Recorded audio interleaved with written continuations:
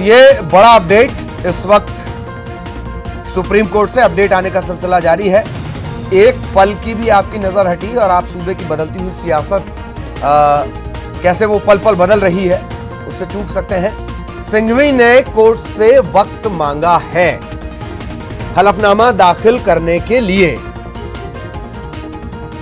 तो इस वक्त की सबसे बड़ी खबर न्यूज 18 पर, सिंघवी ने अदालत से वक्त मांगा हलफनामा दाखिल करने के लिए। बीजेपी के वकील ने इसका विरोध किया। बीजेपी के वकील हैं मुकुल रोहतगी। उन्होंने कहा कि वो तत्काल चाहते हैं अंतरिम आदेश। बेहद तेज, बिल्कुल फिल्मी, जो आप फिल्मों में देखा करते हैं उस तरीके की बहस इस वक्त कोर्ट रूम में चल रही है। कोर्ट रूम में भी क्या कुछ बातचीत चल रही, कैसे तर्क दिए जा रहे हैं, क्या पूछा जा रहा है, वो भी हम लगातार आपको बताते चल रहे हैं। पूछा गया अदालत की तरफ से वही सवाल जो कांग्रेस से बार बार पूछा जा रहा है, 6 का इस्तीफा तो 16 का क्यों नहीं। और पहले ही आपके अपने चैनल न्यूज 18 ने आपको बताया था, एक होता है स्वविवेक, संविधान की परिभाषाओं में है स्वविवेक। इसकी परिभाषा हर राजनीतिक दल अपने अपने हिसाब से ले रहा है, कोई इसमें सीधा सच्चा नहीं और कोई इसमें गुनहगार भी नहीं। अशरफ हमारे सहयोगी जुड़े हुए हैं। अशरफ, क्या कुछ अपडेट?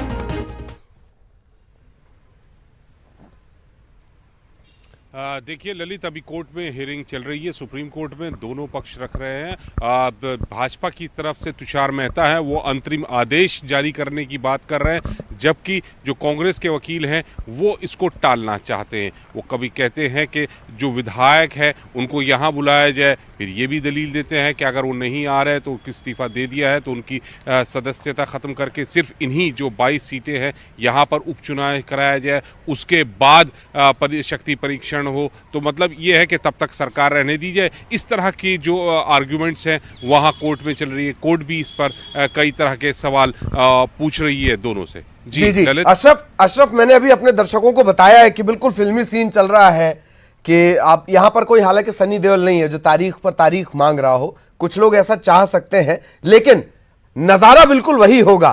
तू डाल डाल में पात पात, तर्क पर तर्क, कानून के जानकारों के।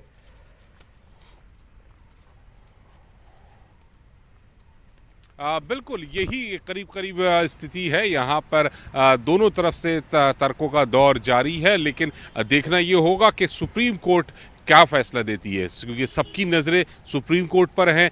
जज का जो है वो क्या कहते हैं, कोर्ट का क्या फैसला होता है, उसी फैसले के आधार पर ही अब मध्य प्रदेश का राजनीतिक भविष्य तय होगा। ललित जी, एक बात और है, हम शुरुआत से कह रहे थे कि जिस सवाल से कांग्रेस बचने की कोशिश कर रही थी और ऐसा लगता है कि वो अदालत में उठा है, वो यही है कि 6 का इस्तीफा क्यों और 16 का इस्तीफा क्यों नहीं।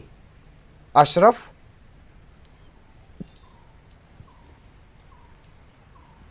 बिल्कुल यही सवाल पूछा भी गया था कोर्ट में जज साहब ने कि जब आपने 6 का मंजूर किया तो 22 का क्यों नहीं, क्या वजह थी और कब 6 का मंजूर किया। तो वहां पर भी दलीलें जारी हैं अब।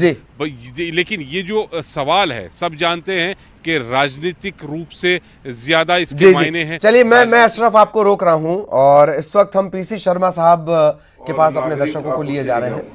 इनके लिए 26,000 करोड़ रुपए की बैंक गारंटी देने का प्रस्ताव स्वीकृत किया है। वो इसलिए कि एफसीआई की गति कम है जो केंद्र सरकार का है।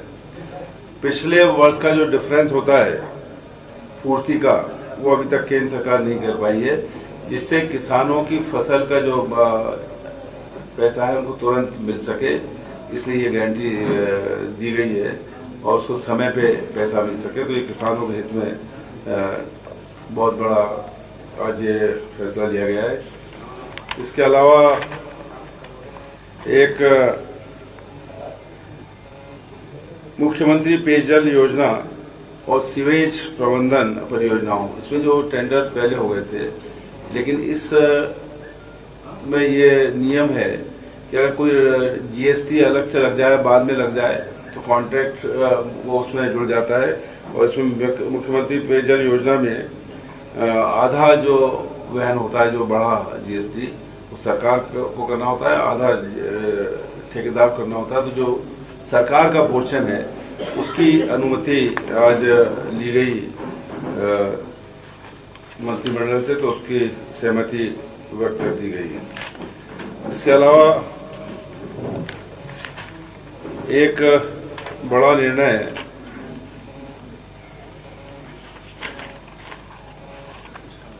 स्टाम्प के मामले में किया गया है कि स्वयं स्टाम्प तय किए जाने की स्थिति में देय स्टाम्प शुल्क की राशि के 1% के मान से छूट प्रदान की जाएगी। कोई जैसे ऑनलाइन, पहले ऑनलाइन जब लेते थे, ऑनलाइन जब स्टाम्प लिया जाता था तो उसको कोई छूट नहीं मिलती थी आदमी, केवल स्टाम्प वेंडर को 1.5% की छूट दी जाती थी। तो 1.5% की छूट स्टाम्प वेंडर को तो रहेगी और ये लिमिट रहेगी 5,000 तक की मैक्सिमम। लेकिन अब ऑनलाइन एक आम आदमी, आप और हम कोई स्टाम्प लेते हैं तो हमको भी 1% की छूट मिलेगी, जिससे एक आम लोगों को इसका एडवांटेज मिलेगा, फायदा मिलेगा। ये एक आम जनता के हिसाब से ये किया गया है। इसके अलावा एक विधि विधायक विभाग का मामला था कि सुप्रीम कोर्ट के आदेश के हिसाब से ये सीसीटीवी कैमरास लगना था। इसका टोटल 125 करोड़ के पूरे मध्य प्रदेश के न्यायालयों में लगना था।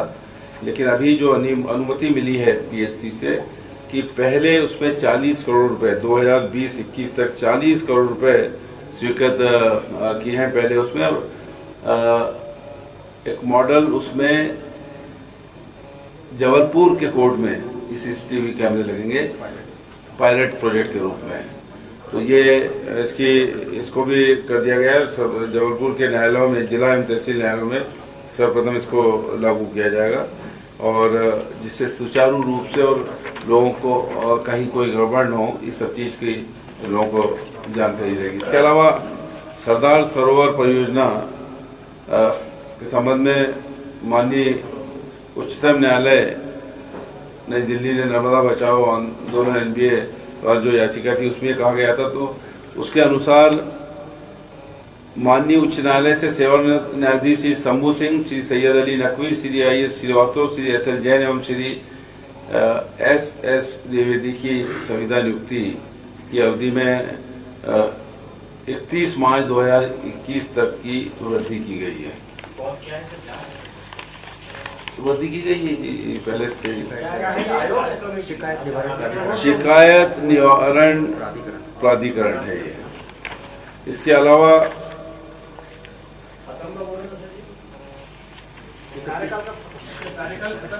यह भी हो रहा था इसी 31 मार्च, इससे 31 मार्च 21 तक नहीं। शिकायत निवारण की ये हो रहा है, शिकायत निवारण प्राधिकरण नर्मदा संकुल। हाँ, ये अब नर्मदा संकुल का है परियोजना। इसमें भी श्री विनोद सेमवाल, अरुण कोचर और श्री अब्दुल जब्बार खान, ये इनका भी 31 मार्च 21 तक। ये रिटायर्ड डीजे हैं, ये जो अलग है, ये रिटायर्ड डीजे हैं, रिटायर्ड डीजे वो नहीं, रिटायर्ड डीजे। अभी जिंदा लोगों की बात करो। सरकार को जिंदा है। इसके अलावा एक इसमें नियुक्ति जो खाली थी और की गई है, श्री तारकेश्वर सिंह जी, जो सेवानिवृत्त जिला एवं सत्र न्यायाधीश है। इनको भी न्यायिक पद के रूप में कोई सदस्य बनाया गया है। और चर्चा इस बात पे हुई कि कर्मचारियों का जो अनार्थिक मांगे हैं, इसकी जो कमेटी मंत्रियों की कमेटी ने एक रिपोर्ट दी है, उस कमेटी की रिपोर्ट को अगले कैबिनेट में रखकर कर्मचारियों की जो अनार्थिक मांगे हैं उनको भी करेंगे। एक तरह से बातों पर चर्चा। मुख्यमंत्री जी येदियुरप्पा जी से मिलने जा रहे हैं क्या? दिग्विजय सिंह जी को हिरासत में लिया था और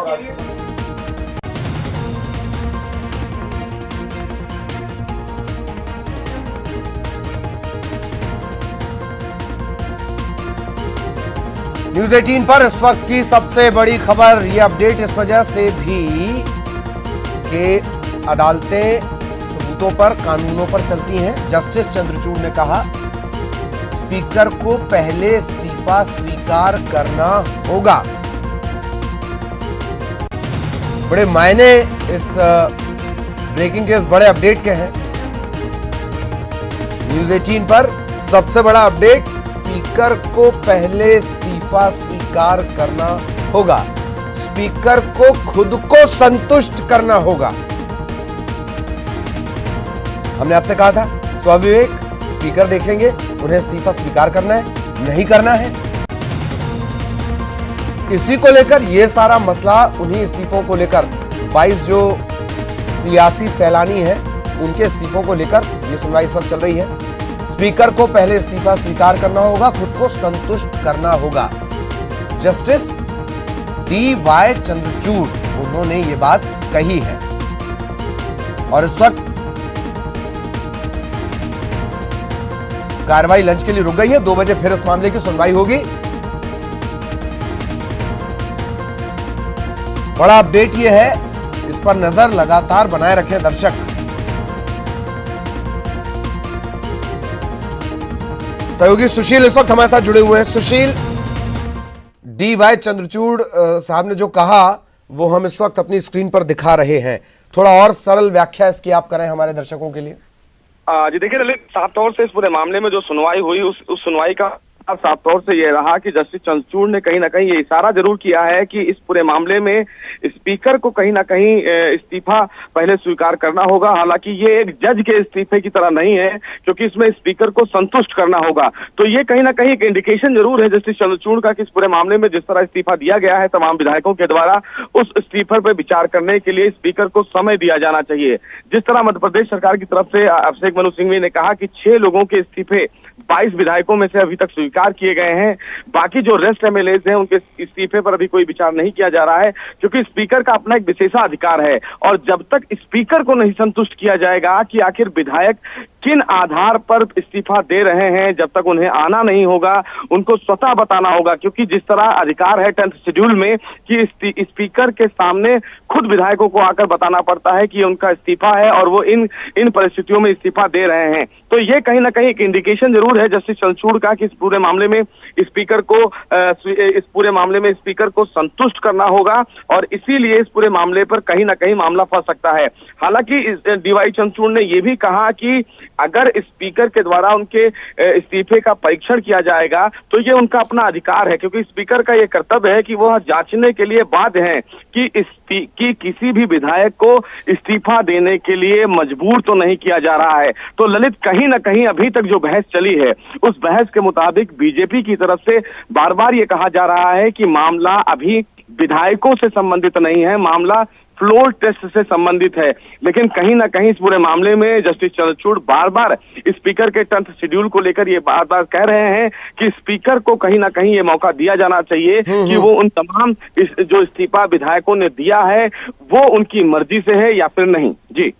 जी तो DY चंद्रचूड़, धनंजय यशवंत चंद्रचूड़, और वो भी इस बेंच में है। अब गुप्ता साहब भी इस बेंच में है, जो मध्य प्रदेश हाईकोर्ट की भी जिम्मेदारी उन पर रही है, अगर मैं गलत नहीं हूं तो सुशील। हेमंत गुप्ता भी इस पूरे मामले में है और उन्होंने कहा कि हम यहाँ पर जो 10th शेड्यूल की बात कही जा रही है उसका परीक्षण करने के लिए नहीं बैठे हैं। लेकिन कांग्रेस की 2 मुख्य बातें हैं। कांग्रेस ने कहा कि जिस तरह संवैधानिक संकट फिलहाल मध्य प्रदेश के इस विवाद को लेकर आया है, इस पूरे मामले को कॉन्स्टिट्यूशन बेंच को रेफर किया जाना चाहिए, जिस पर हेमंत शर्मा ने कहा कि इस पूरे मामले को अभी कॉन्स्टिट्यूशन बेंच को नहीं कंसीडर किया जा सकता है, क्योंकि ये एक अभी फिलहाल अंतरिम मामला है। हालांकि कांग्रेस की तरफ से इस पूरे मामले को टालने की कोशिश की जा रही थी। उन्होंने कहा कि उन्हें समय दिया जाना चाहिए कि इस पूरे मामले में वो अपना काउंटर एफिडेविट फाइल करें। इस पर जो मुकुल रोहतगी हैं, जो बीजेपी की तरफ से उनका पक्ष रख रहे थे, उन्होंने इसका जोरदार विरोध किया। उन्होंने कांग्रेस पर हमला भी किया कि कांग्रेस पार्टी लगातार सत्ता में बने रहने के लिए बाई हुक बाई क्रुक किसी भी परिस्थितियों में इस पूरे मामले को लंबा खींचना चाहती है। लेकिन अभी तक इस पूरे मामले में जज की तरफ से ये नहीं कहा गया है कि इस पूरे मामले को कॉन्स्टिट्यूशन बेंच भेजा जाए या ना भेजा जाए। लेकिन कांग्रेस ये चाहती है कि सुप्रीम कोर्ट इस पूरे मामले को टाल दे ताकि उनको और समय मिल जाए। जी, उनको समय मिल जाए। ये वैसे रोहतगी साहब ने अच्छी बात याद दिला दी, बाय हुक और बाय क्रुक। कांग्रेस ऐसा चाहती है, कौन कौन ऐसा नहीं चाहता है, इसका भी इतिहास निकाला जाना चाहिए। अदालत को लेकर नहीं, जो सियासत चलती है उसको लेकर ये बात कही गई है। इससे दर्शक बहुत समझदार है, वो सब समझ रहा है। प्रवीण दुबे साहब इस वक्त हमारे साथ जुड़े हुए हैं, न्यूज़ 18 के सीनियर एडिटर। प्रवीण जी, ये जो बात निकलकर सामने आई है, स्पीकर को पहले इस्तीफा स्वीकार करना चाहिए और स्पीकर को खुद को संतुष्ट करना होगा। ये भले ही 2 लाइनें हैं, पर चंद्रचूड़ साहब ने कहीं और एक बड़ा मायना इसका है सर। दोनों चीजें ललित में, हालांकि अदालत में नहीं था, मैं तो सुशील के जरिए ही हम देख पा रहे हैं। हमारे संजय इस वक्त सुशील ही हैं जो हमें अदालत की पूरी कार्रवाई दिखा रहे हैं। तो मैं उसे बहुत बारीकी से देख रहा था, ये लगातार जो खबरें फ्लैश करा रहे हैं कि जो आप देखें जस्टिस हेमंत गुप्ता वाले मसले पे जब माफी कांग्रेस के वकील ने कहा कि सभी 22 विधायकों को चुनाव में उतरने दिया जाए और उसके बाद प्रोटेस्ट हो, तो जस्टिस हेमंत गुप्ता ने भी यही कहा कि यही तो वो कर रहे हैं, अपनी सदस्यता छोड़ रहे हैं और मतदाताओं के पास फिर से जा रहे हैं। और तो फिर जब ये कांग्रेस के जो लॉयर है उन्होंने कहा कि बहुत सीमित व्याख्या है, ये जो सुशील की फ्लैश कराई हुई खबर है। फिर राज्यपाल की भूमिका पर सवाल उठाए गए और कहा कि भाई इनके रोल में नहीं है, ये क्यों ऐसे डायरेक्शन दे सकते हैं, उसको लेकर भी फिर बीजेपी ने तर्क दिए। अब ये जो बात है वो है कि स्पीकर को इस्तीफा स्वीकार करना होगा, नंबर 1, और वो इस बात को, इस लाइन को जितना मैं डिकोड कर पाया कोर्ट की भाषा में है कि एक न्यायाधीश के इस्तीफे की तरह नहीं है जहां वह अपने हाथों से इस्तीफा देता है।